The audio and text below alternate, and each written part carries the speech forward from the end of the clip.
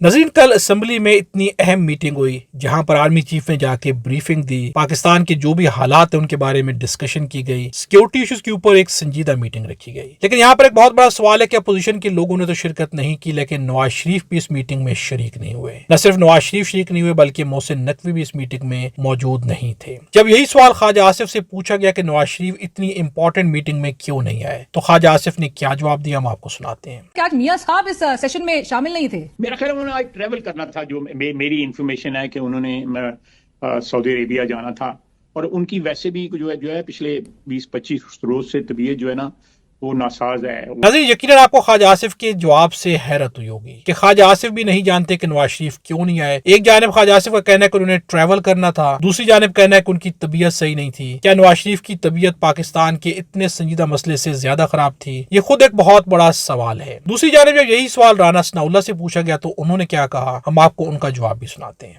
آپ کہہ رہے ہیں کہ جو بھی بڑا لیڈر جو نیشنل اسمبلی کا ممبر ہے جو آج نہیں آیا، پی ٹی آئی والے نہیں آئے، ان کو ملک کی فکر نہیں ہے۔ ان کو بالکل ملک کی فکر نہیں ہے، ان کو صرف اپنی فکر ہے یا اپنے لیڈر کی فکر ہے۔ تو پھر رانا صاحب میں آپ کو ایک سوال کرنا چاہتا ہوں، ہے تو پاکستان ہے، خان نہیں ہے تو پاکستان نہیں ہے۔ چلیں پھر یعنی آپ کو میرا یہ سوال شاید ناگوار گزرے، پی ٹی آئی والے تو نہیں آئے، تو اگر ایسی بات تھی نواز شریف صاحب کیوں نہیں آئے؟ وہ تو 3 باری وزیر اعظم تھے، ایم این اے بھی ہیں، وہ پھر آج کے اجلاس میں کیوں نہیں آئے؟ نہیں دیکھیے، اگر مثال کے طور پہ اگر اسپیکر صاحب نے بلایا ہی نہیں نواز شریف صاحب کمیٹی کو، کہلاتی ہے۔ نواز شریف صاحب کو بلایا ہی نہیں، 3 ٹائم پرائم منسٹر، پارٹی کے لیڈر، ایم این اے، ان کو بلایا ہی نہیں ہے، انوائٹ ہی نہیں کیا نواز شریف صاحب کو۔